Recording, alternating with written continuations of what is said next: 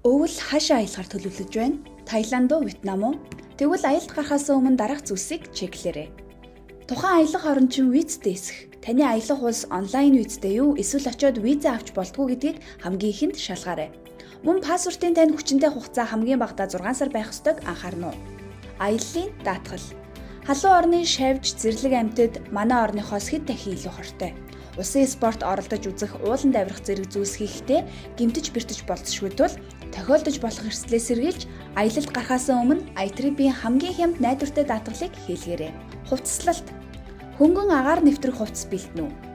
Удаан алхаж илүү олон зүйлийг ядралгүй хийхин тулд бие дэвтэйхэн тухтай гутлаа мартав.